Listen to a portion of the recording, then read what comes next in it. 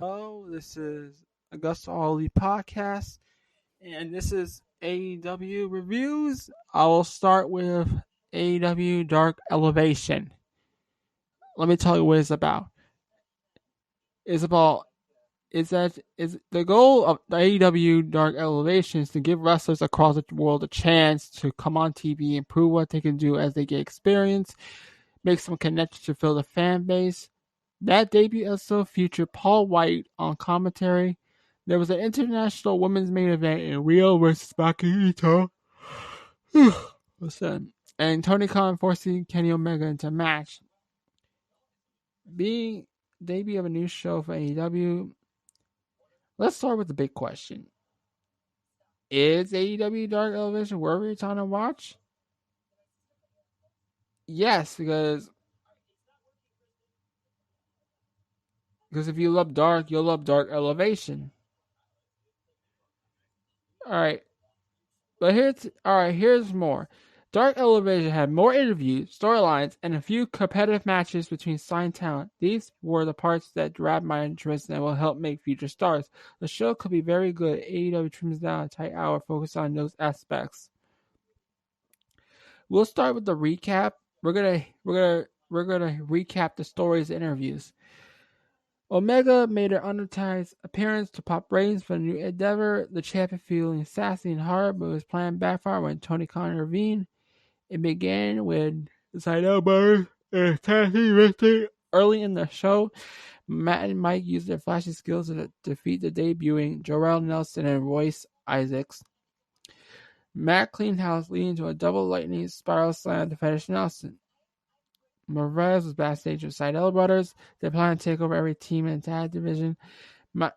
Omega interrupted Nakazawa, Kawasai's side. The people would rather hear from the chant. Omega will be scooting for talent to bring up to the flagship Dynamite show. Matt stand up as a prefect guy to break through the top 5. Omega put down Tony Khan's Kakame rankings. The only top 5 that match Omega was listed at Nakalata. Spots 1 through 5 were all Nakazawa. It led to a challenge. If Seidel could beat Nakazawa, they will get a shot at Omega. If Seidel could beat Omega, he will get a shot at the championship. The catch was that Seidel had to wrestle Naka later in the show. Matt was excited for the opportunity. Seidel's match against Nakazawa was quick with a mix of action and comedy. Nakazawa came out of AEW office clothes while wearing eating an apple. He attacked Seidel prior to the opening bell. Naka connected a big boot, choked Seidel and landlord. Honestly, Seidel escaped with a sling. I'm a little bit tired, but I'm going to keep going. Then he pulled Naka's pants down and delivered a head kick to the win. Omega sprint to the ring, attack Seidel. The champ bludgeons the adversary at top. Omega grabbed the mic. He told Seidel he just booked a one-way ticket on the Omega train. Omega was pumped up. Jack and Frisky. He booked a feature fresh right now. A squash took place. V-Trigger, One-Wing Angel for 1, 2, 3. Tony Khan came out to stage and yelled at Tony Khan for not living up his word. Khan's going to give Seidel another opportunity against Omega. That match will take place next week on Dynamite. If Seidel wins, then he'll earn a world title shot. It looks like there may be trouble brewing between Myro and Penelope Ford. Myro and Sabian were in action, defeating Barry Black and Barry Morales. Myro released Age and stretched on a hot tag. He flattened Morales, a suplex attack, and Sabian executed a rope hung twisted net breaker after the match. Ford hopped onto an apron to celebrate her husband. Myro stopped the short for entering the ring. Myro and Kip X celebrated while Ford remained on the outside with a sad expression. This is a continuation where Ford knocked hard apron during Myro and Kip's Revolution pay-per-view match against Chuck Taylor and Orange Cassidy. In other news, QT Marshall continues to be a jockey. He's been consistently leaving Marshall Nightmare fan high and dry the past week. Marvez Barberry asked about his status with the crew. QT joked about walking out on the earth and putting over in the new show. He probably said there's nothing wrong with the Nightmare family. QT Marshall went on to defeat Marco Stunt. Luchasaurus and Nick Camarata escorted their allies, but both exiled to the private bout. QT began tossed Stunt like a child. As Stunt attempted a sliced bread, QT countered for a cutter to win. After the match, Avalon, Zabon nicknamed stomped on Stun. QT watched from the stage, made no effort to save it. Luchasaurus ran in to chase away the bad guys. It was announced that Bonnier versus Luchasaurus will take place on Tuesday Night Dark. Hobbs got a chance to shine on the mic where he and Hook top. Hook snickered at Marvan's mentioning Braden Cutler's recent success. Hobbs declared looks like a chump. He replied at Cutler's beating chumps. Hobbs is all about the action. He'll handle business. Hobbs backed up his word in a win against Brandon Cutler. Hook was ringside.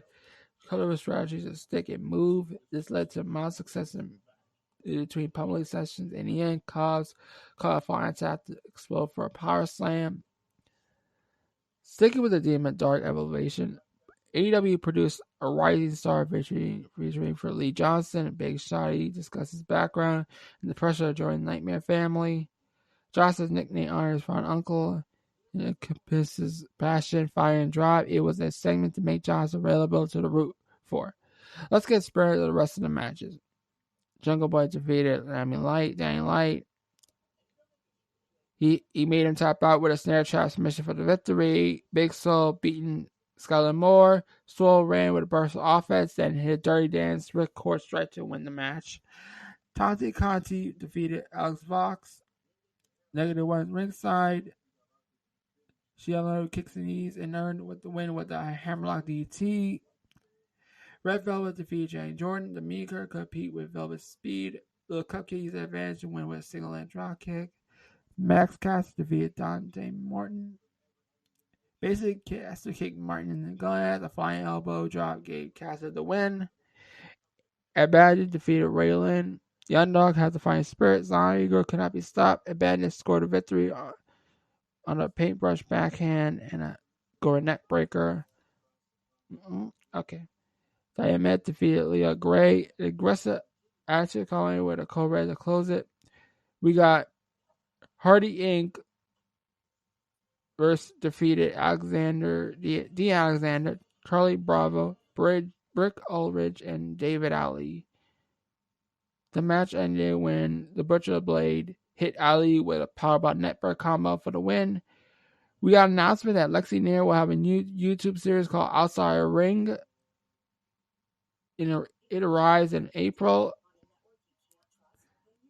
Rio defeated Maka Ito. The cutest in the world did her song and dance routine before the main event. Ito locked in a tight lion tamer, but Rio used her excellent flexibility to reach the ropes. Ito high-risk gamble did not pay off when she missed the flying headbutt. Rio pounced for the only nice try for the victory.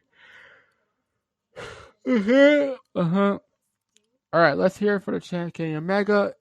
It was the entertaining portion of the night of Dark Elevation. His mini angle put over the cost of the show and set up a quick build for his future Dynamite match against Seidel. Seidel, area veteran in business, but he'd be elevated in this encounter. My tight standout was Miro. He was ruthless and savage beating his opponents. This kind of fear I was seeing from the man like Miro riding me up. The angle with Penelope Ford felt a bit odd. Is it too soon? There will be trouble with Paradise, right? If it ends with Miro destroying Kip Saban, that'll be worth it. Sorry, Kip. Miro needs to be unheaded to reach maximum potential. Paul White was sold on commentary. He was a smooth speaker and insightful analysis. Personal stories were raised to a town of good touch to help lower level wrestlers make connections with the fans. Will Hobbs, Lee Johnson were both effective, but then Mike Tyne. These are the scenes I enjoy and hope to see more of them on Dark Elevation. We'll close the move on the night. It was like to see QT Marshall clearly toss Marco Sun into an air to set up a backbreaker. So this was AEW Dark Elevation, and I hope you enjoyed it. All right, coming up, I will be reviewing AEW Dark. All right, we are back, and we are reviewing the AEW Dark. We are welcoming you all for our review edition of AEW Dark, and we have Excalibur and Taz on the commentary team. They did tease that -1 will join them later tonight. They sent Justin Roberts, their announcer. Luchasaurus versus Cesar Bonet starts the show. They quickly locked up. Barnett was pushed in the corner. Uniman couldn't be able to drop each other with shoulder blocks.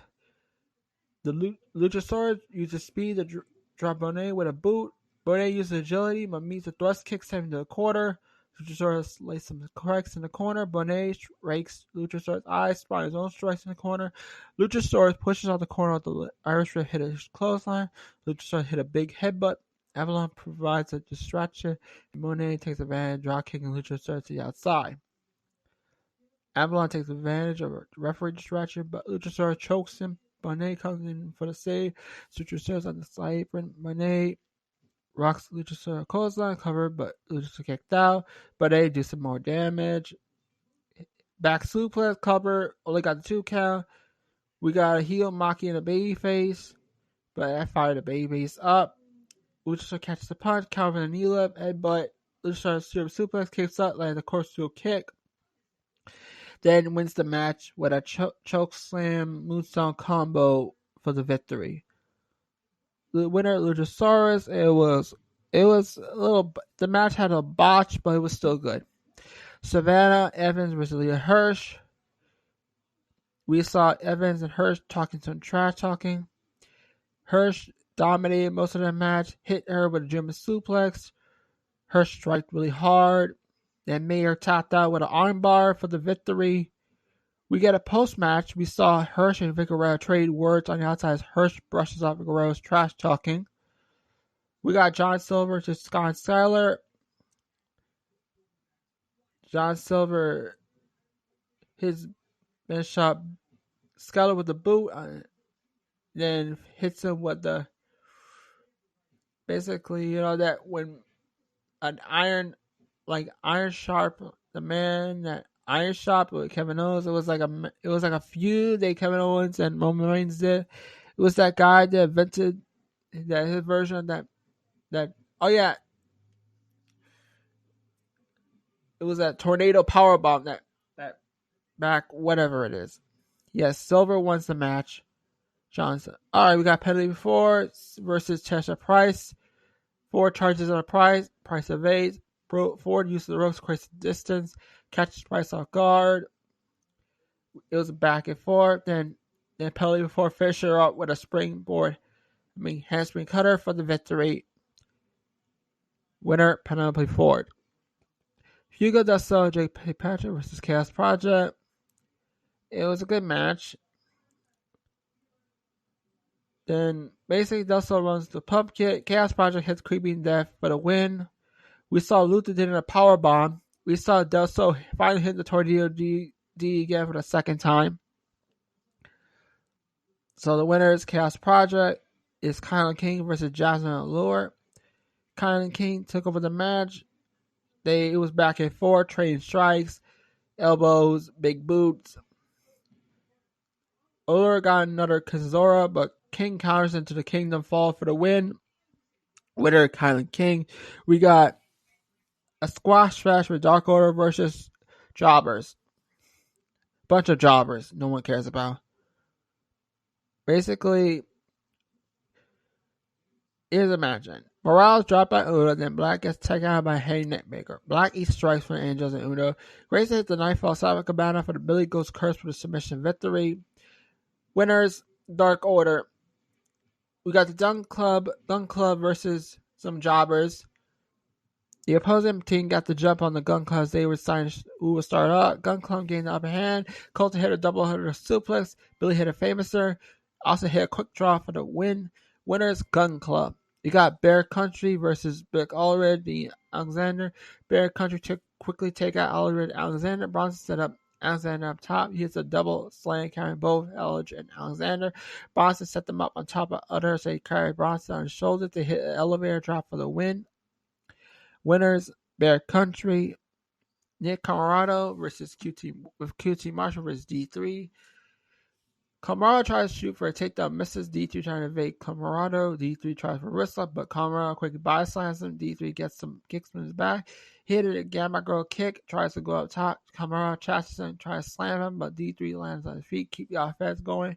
Camarado halts D3 with a big backbreaker. Camarero had a deep and a gorilla press transition into a power slam for the win. Nick Camarado, Jarrell Nelson, Royce Isaac versus Varsity Blondes. Isaac's opponent stand-up.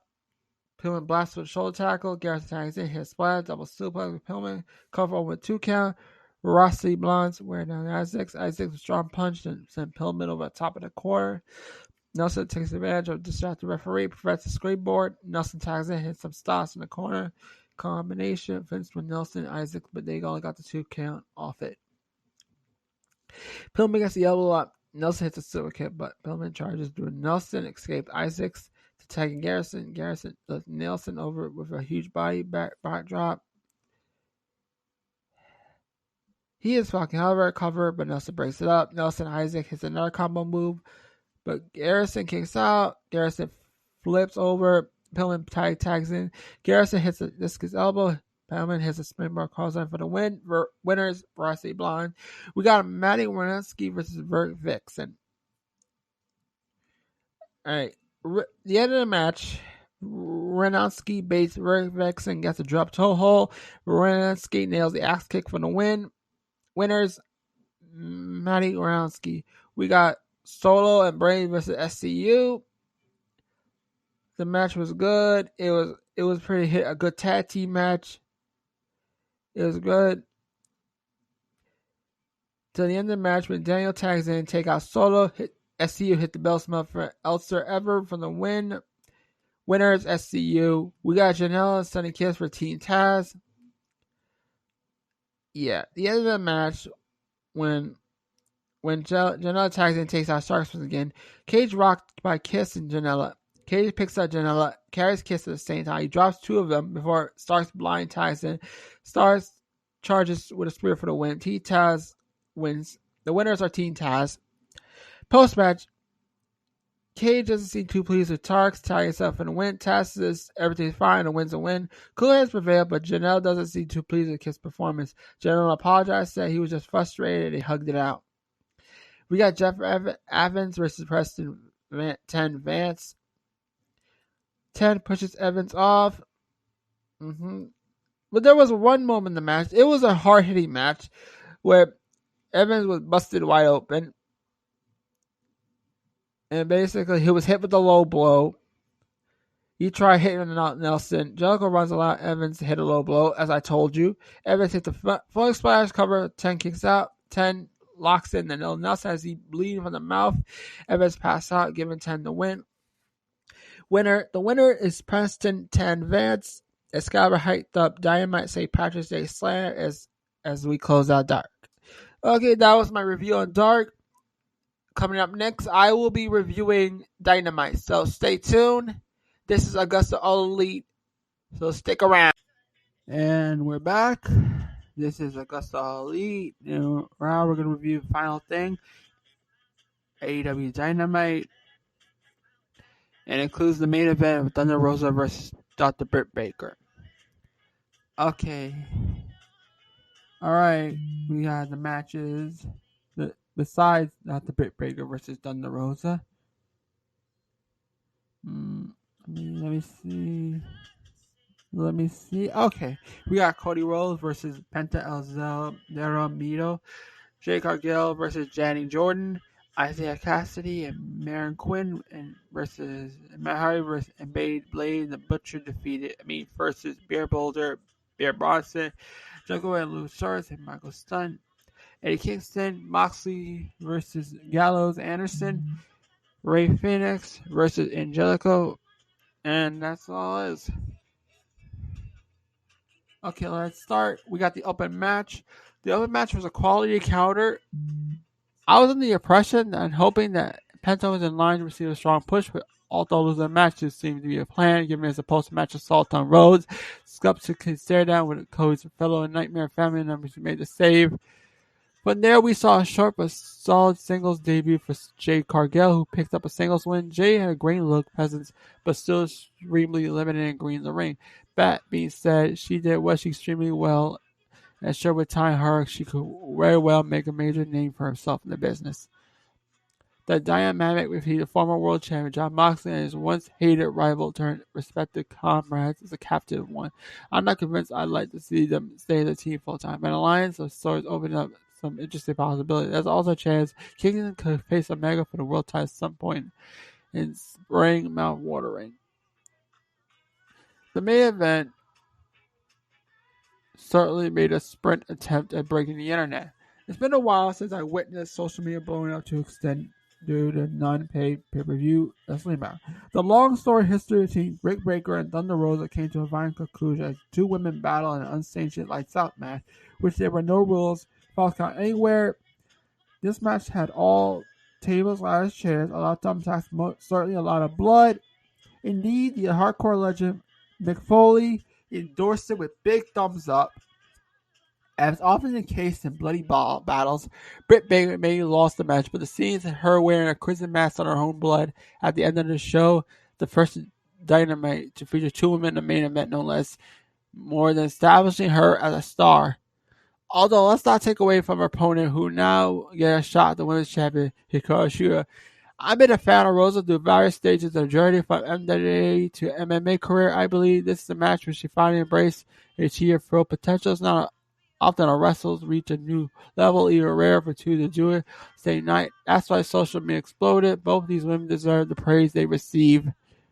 And Dynamite this week did feature some quality in-ring match and that history-making women's hardcore match. There were some fantastic promos, and MJF proved once again why he's one of the best stick workers in the business. He uses ever-impressive vernacular to both establish his new stable and now named the Pinnacle. Also berate his longtime rival Chris Jericho the process. And Maxwell was the only one to leave an impression on us. The combined efforts of Moxley, Kingston, and joint vigilant to bout against Good Brothers was another inevitable work of art. To top off the night, Don Callis showed up once again, talked the great talk he is, chastised the Young Bucks, gave a shout out to Brian Cage, who stepped up and impressed the crowd when he snatched him off for going against his Savage leader Taz's wishes. Cut a great little promo, telling Sting how much he respects him. The only downside of this is what Lance Archer's own message delivered along with his mentor Drake Roberts, directed at Sting and Darby Allin. Moments that earlier seemed somehow lost in the shuffle. And perhaps that's going to be my only complaint. We have movie focuses, angles on forward, developing new star, changing allegiances. If anything, that show felt a little too perhaps busy. However, that's not a bad problem to the buzz. Momentum, hype train continue on to next week.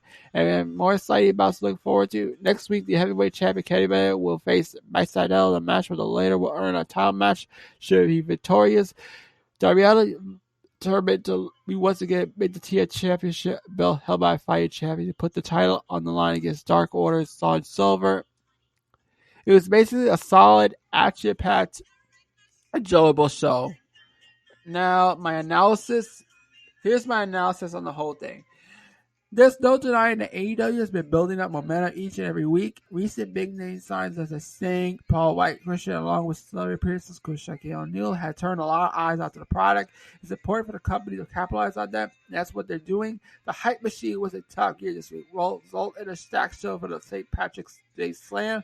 Since the company aired the Revolution pay-per-view back on the 7th of the month, it almost feels that the pieces of the puzzle are slid into place. And kudos for the focus AEW director showing this week.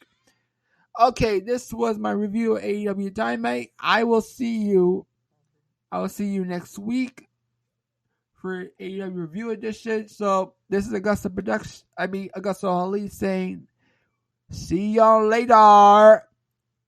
And one more thing, my little message to Britt Baker: the blood on your face will look a lot better than no makeup at all. Honestly, you look very thrilling with blood on your face, Britt Baker.